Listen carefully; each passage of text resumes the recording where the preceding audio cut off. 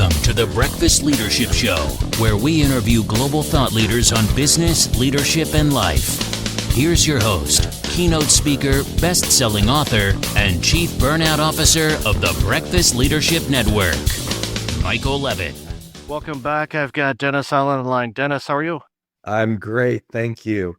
How are you doing? I am awesome. Really looking forward to this conversation. Right in my wheelhouse. I care too much. I shouldn't say too much, but I care very much about workplaces, and I want healthy companies, and you and your team are doing some amazing work. So I want you to share a little bit about you. Okay. A little bit about me.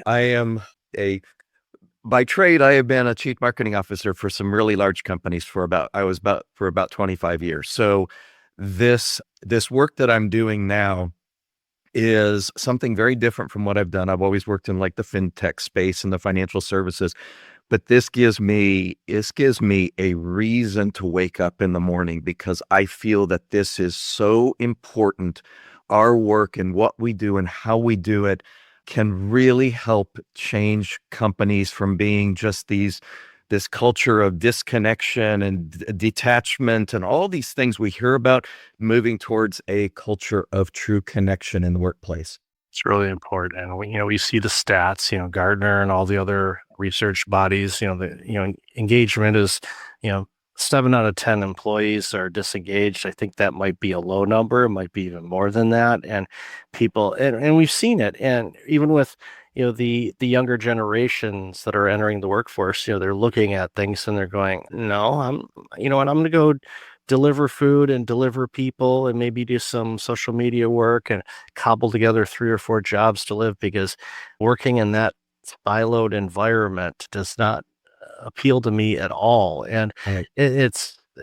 I'm originally from Detroit, so I always warn people that I'm about to do some blasphemy here and I say we need to retire Henry Ford and his design for work. It never should have been, in my opinion, applied Right. to the office setting. In manufacturing, I get it. Assembly line, I get it, but they applied so much of it to the office setting, and it's never done well. We navigated through it in our careers. So we're like, all right, this is how the game's played. But again, the younger generation's looking at it going, we're not playing. And what's happening is we see a lot of organizations are really having a difficult time keeping people or even finding people. And that's why the work that you and your team are doing is so critically important for organizations to really recognize as to what's happening within their 4 walls so they can address it and make the necessary adjustments so they can entice extremely talented individuals to come be a part of something special.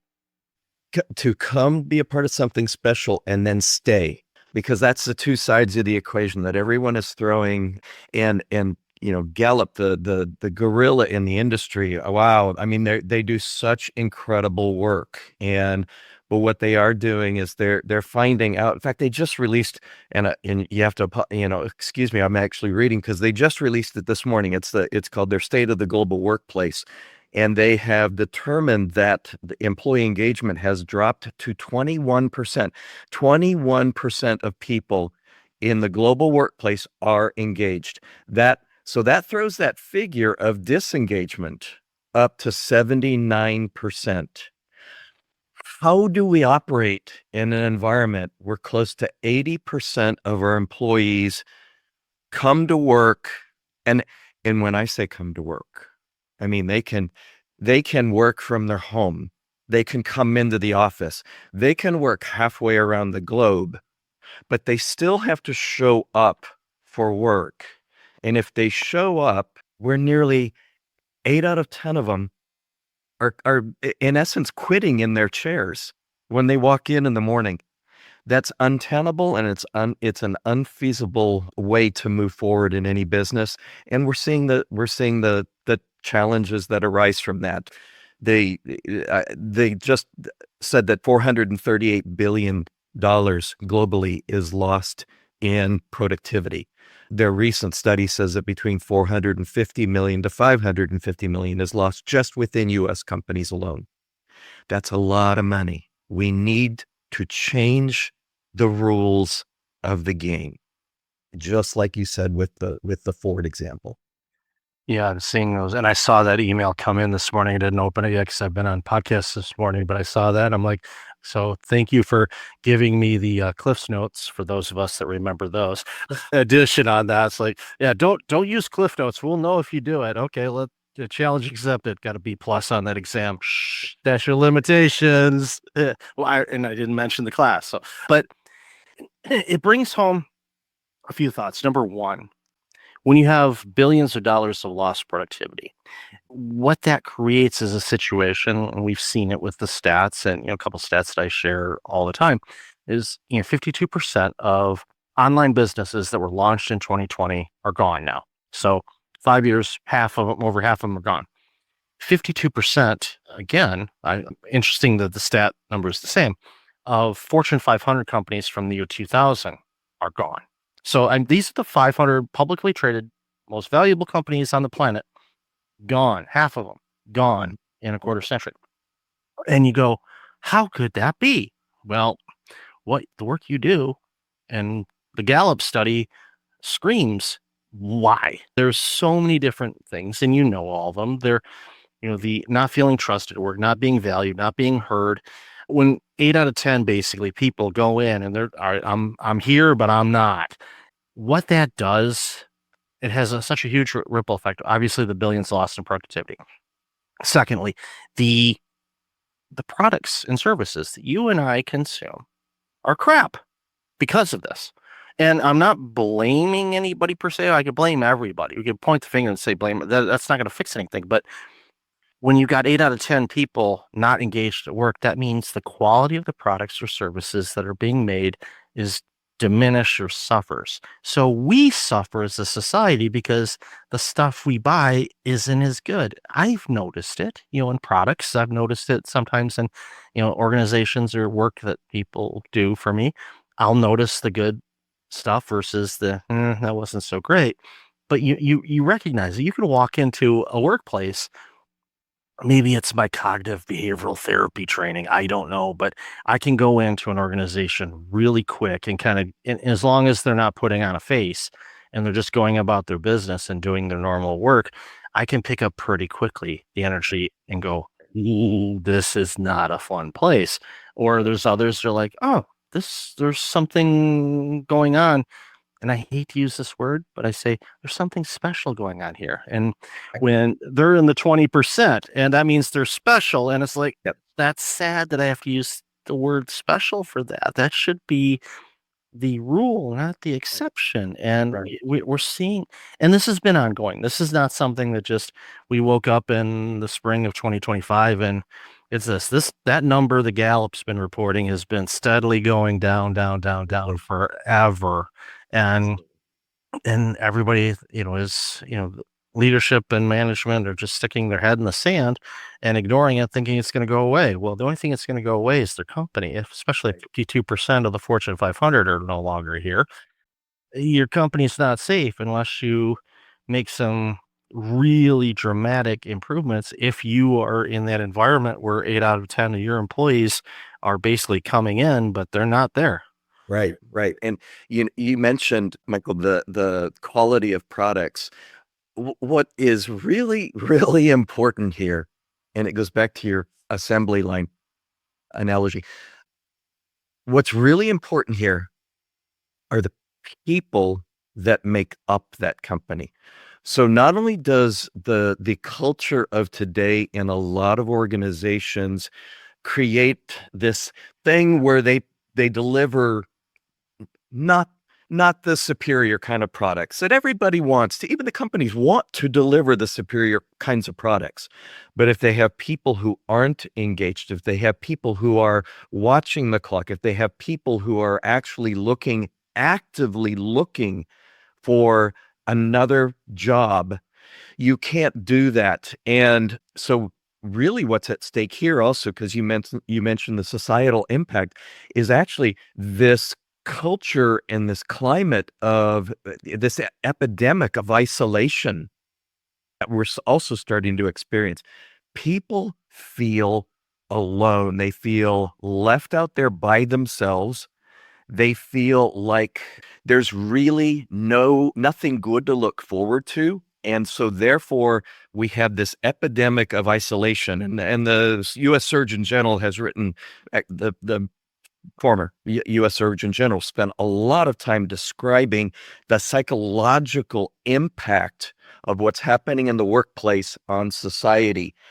And that's why we do what we do. Our founders, and I have to kind of give backstory. Our founders are two of the most renowned relationship experts ever. Dr. Harville Hendricks and Dr. Helen LaKelly Hunt. Dr. Harville Hendricks is the founder of imagotherapy. And so what he did was he spent 40 years in the clinical environment trying to heal the fractures between marriages. He wrote a book, he and Dr. Hunt wrote a book called Getting the Love You Want. Just happened to be read by just this lady, this woman. Her name was Oprah. And she had him on her show. Then she had him on 16 more times. And what she did, though, was she didn't tell him. She brought in a couple that was actively disengaged. She told him to do your methodology real time. And the couple walked away thinking, we're going to look at this entirely differently. We're going to try and heal our marriage. And that was the basis for her first daytime Emmy. We've taken their practice over 40 years. And I just joined the company about 2 years ago, and I was asked to take their methodology for building connected relationships and port it into the business environment. And that's what we've done. We've created a suite of offerings that help people move from fractured, disconnected, disengaged, disenchanted relationships. And I'll explain how we do that.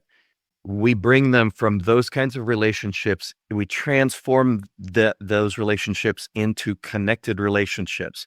But I'm a very old business guy. My thing is always, if you can't measure it, then either it doesn't exist or you don't need it. So one of my first quests was, okay, I'm going to take your methodology and I'm going to put it into the business environment. But in order for this to be real for businesses, we have to be able to measure the impact of connection in the workplace. So we crafted, I'm a study of masters of everybody who has been successful in their fields. I followed the work for over 20 years of Fred Reichheld, who invented the Net Promoter Score. And that was a measure of referenceability of customers. I said, we need to create something like that. It needs to be simple like that, and it needs to be as effective as that. So what we did is we created one question, and that question is, on a scale of 1 to 10, how seen and heard do you feel by your direct supervisor? We went out to market and first with a 2,000 sample, and we tested, is this the right question to be asking? Does this have the opportunity to yield the results that we need to have in order to convince a CEO? This isn't some touchy-feely thing we're talking about. This is the heart of your business, your people. So we went out to another 10,000 people. So we have a 12,000 person, 49 industry study results that actually builds on the great work done by Gallup Employee Engagement Survey, that builds on the ENPS, the Employee Net Promoter Score, builds on the Edmondson Psychological Safety Scale. And because of our work, we now have been able to use that data and go about 10 levels deeper, because we can now actually measure what the level of connection is in the workplace. And we can equate that connection to increases in employee engagement, employee retention, and profitability of the organization. It gives us a predictive capability that no one else offers So when we go out to a company, we say, here are the programs that we offer, but what's going to be important to you is it actually going to affect and change your company for the better? And so we built the suite of offerings, but we wrapped around it a predictive measurement beforehand and a measurement afterwards, where we can say to a CEO, this is what your employee connection is. That's why your engagement score is this. That's why you have so many people leaving. And that's why you are not optimizing your level of profitability as an organization. And we can come out and we can tell anybody that now. And we filed for a patent on it. I'm so proud of it. I'm so excited about it, because it is not something that anybody has ever done. I say this, and I say this with all due respect. We talk about disengagement. We talk about turnover. Those are symptoms of the deeper problem. And the deeper problem is nobody knows how to actually talk to one another in the workplace without criticism, to listen to others without judging them, which allows them the ability to connect beyond all of these differences. You were talking about the generations. I mean, we've got upwards of 5 generations working on any given team at any point in time. We've got people who are, working from their homes. We have people who are working in an office. We have hybrid people. We have people working in halfway across the globe, with different cultures, languages, time zones, all these things that make it the most complex environment we've ever been in. So you add to that complexity the fact that you can't throw ping pong tables and pizza parties at people and expect them to behave differently in the workplace. You have to change your culture. And we help change cultures towards cultures of connection. And we actually statistically and predictively validate that through our net connected score. I went on a little long there, Michael, but I think that is... No, you painted a very, very beautiful picture of the challenges and the opportunities and the solutions, and so many things to unpack. The first one is, and you mentioned this early on, the belonging. I had a guest on the show not too long ago, and that's some of the focus that he works on is, people just long to belong. And I think of it like a new hire. It's their first day at work. I mean, they're trying to remember what their password is. Okay, what's the code to the bathroom? Right. Okay, what time do we go on break? What's that person's name again? Where do they work? There's all these nuances, and we know the stats that if people are onboarded right, I think the stat I remember is 65% will last longer than a year. If there's no onboarding, they're going to be like, okay, they don't care about me. And they're like, all right, I'm here until I find something else. And there's a lot of that going on. And, and you mentioned, the multiple generations. I had John Shepard on the show a while back, and, he attorney in the East Coast, and, his firm, works with, a variety of different attorneys. They've got the generations as well. And of course, the 5 generations, and we've got Gen Alpha showing up pretty soon. Right. So you're going to have 6 generations, because the baby boomers still are contributing and want to. I had a couple people from Minnesota on not too long ago, and me being Gen X, being a little sarcastic as we tend to be, I said, you guys need to give up control. We will not do it. So that was the argument that we had back and forth. And I know they won't do it because my parents were baby boomers. So I was familiar with the dynamic. But I told him, and jokingly, jokingly, I was, of course, just joking. And I was like, no, you still have something to contribute. And I mentioned this, actually, I was on an interview earlier this morning, and I don't think it's an accident. Sometimes when I do multiple shows in a day where there'll be a theme for some reason, even though our guests could be completely different. But, my advice to people is seek to understand, understand the other person's point of view. Yeah, you might, for some reason, at the surface level, disagree with them, but try to understand why they feel the way they do. And if you have an environment where that can be shared without the judgment, and us humans, we like to judge. And there's an old show called, here comes the judge. And that was a long time. My grandfather used to call me the judge, and I thought it was cute at first. And I'm like, what was he meaning behind that? But I was quite the little diplomat when I was younger. I was very, things need to be in order, and this and this and this, where my other cousins were, free spirits and everything like that. And I've eased up over the years, and they've even noticed it when I see my cousins from time to time. Like, yeah, you're a little lighter than you were as a kid. It's like, yeah, lessons learned, slow, but I learned them, I think. But when you go into a workplace, I think about my career, and I think about the places that I've had the pleasure of working with and for. The ones, of course, that stand out, quite frankly, are the ones where I felt that I belonged. They made me feel part of it. Now, we hear the phrase, "Oh, we're all family here," and some people go, "Yeah, that's lip service," and it's like, "Oh, what's the definition of family for you?" Right. Because there are some people that go to work to escape their family, and that's a completely different show. But Right. there, using like the Edmondson situation, psychological safety. You want to feel safe where you are, whether it's at home or work or at the market or anywhere else. When you're at work, you want to feel safe, so you Yes. can so you're not constantly on edge. Like, okay, what's going to happen to me? And you can go about your business, do what you're brought in to do, have this environment where it's not, so rigid. But, there are some amazing organizations that are quote unquote rigid, but are great places to work. The culture is amazing. They get great things done, but everybody understands if everything fits. But, utilizing, your brand new technique. And I love that it's tied to, the relationship research, because that's what work is. It's That's relationships. It's like, yeah, we changed a couple of phrases here, and I'm not trying to diminish the work, because I know there's been some amazing work that's been done in it.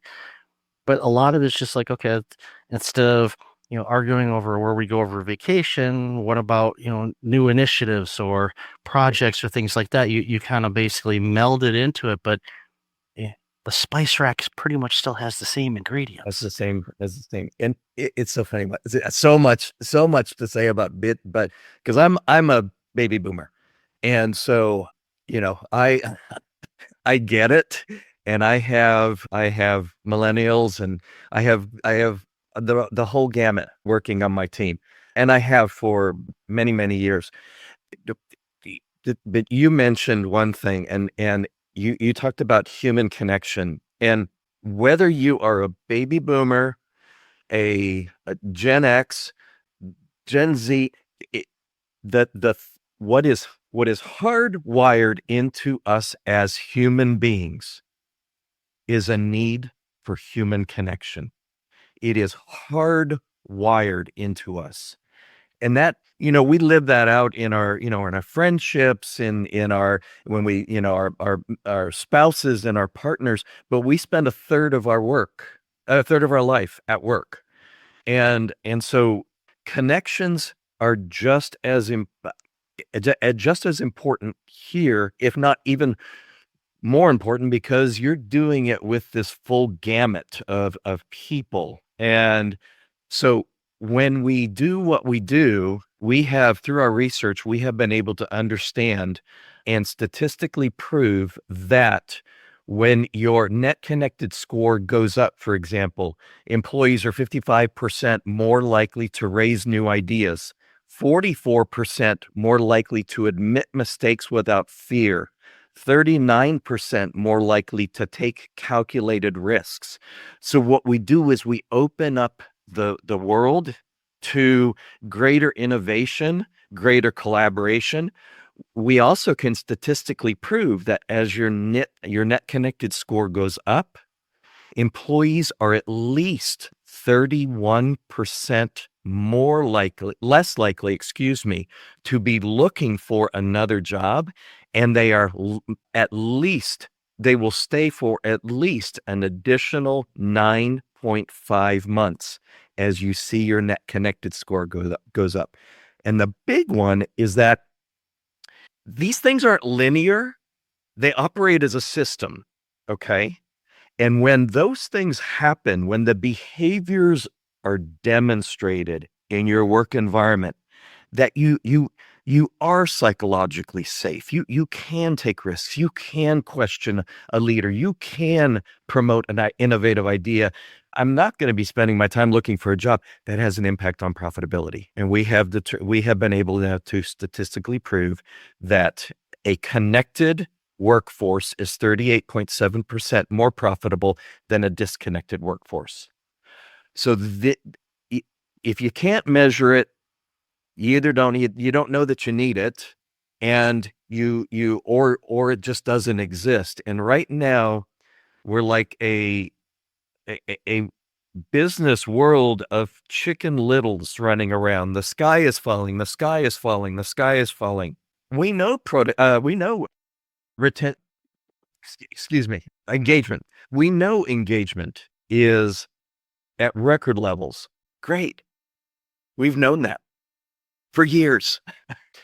We've known that turnover is exceedingly high.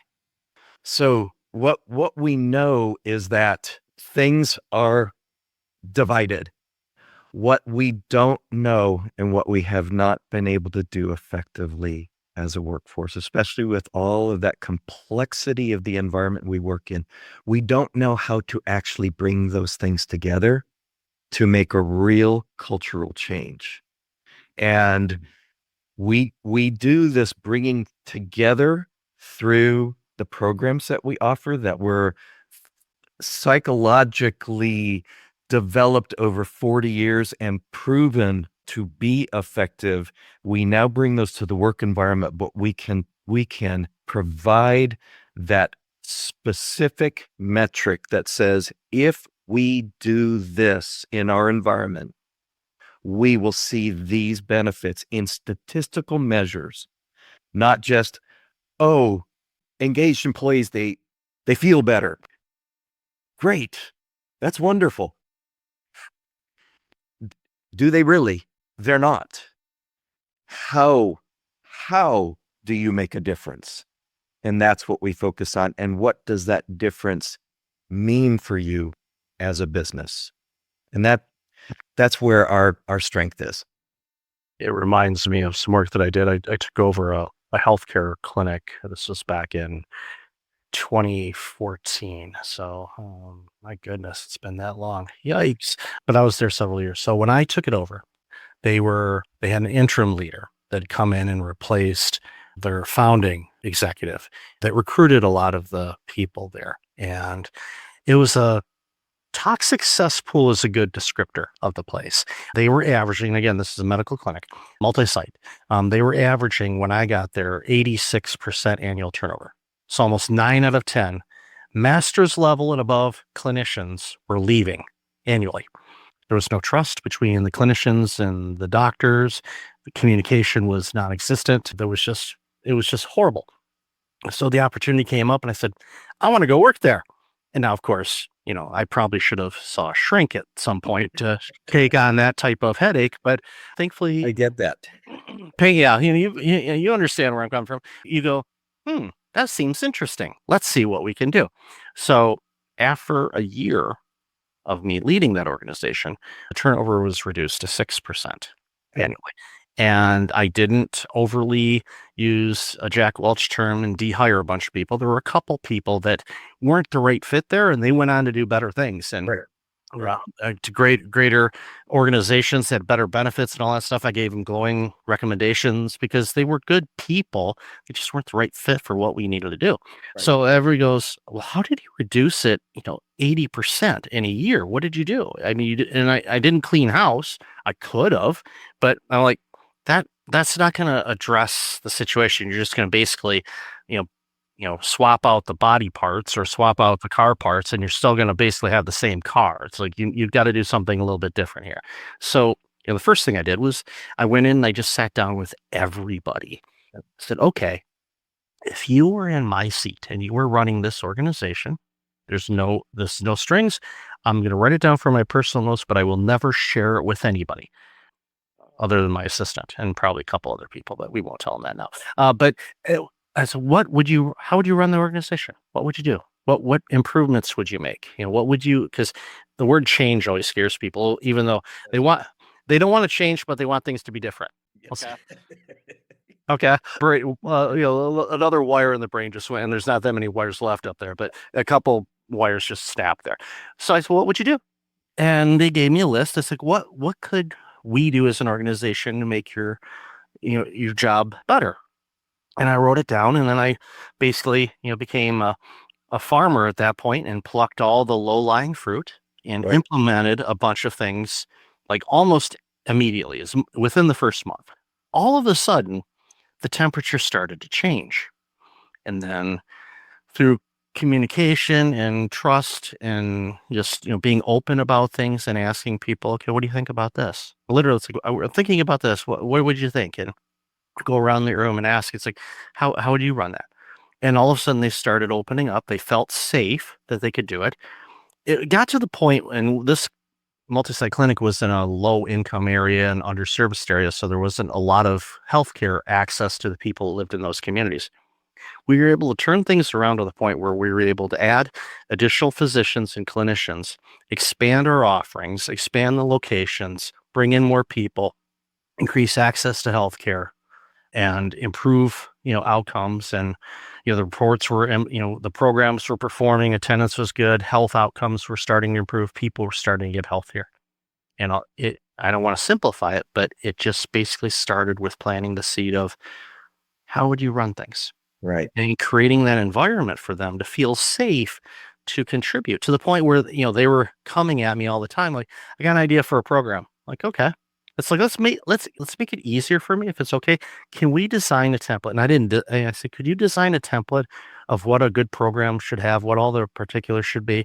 And if it's good template, then when you guys have ideas, you can use this template. And that way we're kind of coming up with a booklet basically of, here's some ideas. We may not be able to implement it now, but in a couple of years we may be able to, or we could partner with another agency that could do it. And we've already done a lot of legwork. Again, it was basically investing in these people to become bigger and grow. And I lost a couple people because they got so damn good at what they did that they got promoted and took a hospital gig. And of course, the doctors were mad at me about that. I'm like the old saying, what if we train them and they leave? Well, what if we don't train them and they stay? Don't train them. And I wanted these people to be the best. I wanted them to take over my job. Like, I want you all to run this organization. And little do they know, they kind of did, because they were all involved in how we did things. So, and I did that without, your net connect or anything like that, by just like, let's treat these people like humans, treat them how I would want to be if I was in their shoes. And again, that's where that seek to understand component comes in. What is it like to be Stacy, the mental health worker that's dealing with people that are dealing with all kinds of different issues? What is it like to be in her seat? What's her day look like? Right. How does she handle all these patients coming in with these really challenging situations? How does she take care of herself? What can we do as an organization to give her that opportunity? Does that mean, do we need to lighten up the caseload a little bit? Do we need to shift it around? Maybe not as many appointments on a particular day, really get granular on things. And when organizations do that, and they bring in the input of the people that are doing the work, it's kind of a lean technology thing in a way, is you bring in, who's doing the work? Okay, what are you seeing? Because they're going to see things that I'm not going to see. Right. I'm not in that exam room, thankfully. I don't want to be in there. Yeah. Bad enough when I got to go in there as a patient. I don't want to be in there with somebody else. No, that's why you do what you do and I do what I do. I was going to say, one of the things that you just said is actually, it's been kind of a standard for me, is when an employee does leave for a better job. First of all, if they leave for the better job because I don't have an opportunity for them right now, to me, I take that as the hugest compliment, because we put them in an environment where they can grow, where they can improve themselves, and where they can be their very best. And I love when that's happened to me several times, and I'm like, then you go. I want you to continue to setting someone up for success is one of the most important things a leader can do. The point though is you you did in that environment what we can do on a scalable basis for corporations, because not leaders don't come with the mindset that you had, the understanding that you had, the desire to make those people feel and operate at their best, at their peak performance. So, and what you did is, even with your template, you created a structure to it. What we do is we focused on a structured dialogue methodology that actually allows people, and it couldn't have been born out of some of the most important work done in civilization. It's following the Socratic method. It's a way to understand one another through questioning and answering in a respectful way, so that you can gain a deeper understanding of either the topic, or in our case, the person that you're dealing with. And that's what you did. And that is outstanding. I would be like, wow, we've got to learn from you and how you did that. But what it is leaders are trained in their technical, they're trained on their technical skills, but they need to learn how to look at their teams and their workplace differently. And then they need to be given the tools and skills to actually put that into place. And that's what our programs do. They give leaders all the way through to employees. We're not selective. Anybody that wants to learn our dialogue methodology, absolutely. And we sign some pretty large customers up right now to go through one of our programs. But leaders need to understand the importance of knowing that there is another person on the side of the table. How do I talk to them without appearing as though I think I have every answer and I'm going to be critical and those kinds of things? They need to be able to listen back. Most of the time when we listen to respond or to react, or while somebody's actually talking, we're already formulating in our heads what we want to come back with. So when we use a dialogue methodology that was founded in the Socratic method, was brought into modern day through Dr. Hendricks and Dr. Hutt, and we now deliver that, but we bookend those kinds of engagements with our customers with how connected is your workforce right now? And then at the end, as a result of what you've done, how connected is your workforce now? And when I can go and I can see a lift and a score, we can then provide them with a report that says, now you should start to see X% higher engagement, X% lower turnover, and you should see commensurate increases in your profitability. And nobody's been able to do that before.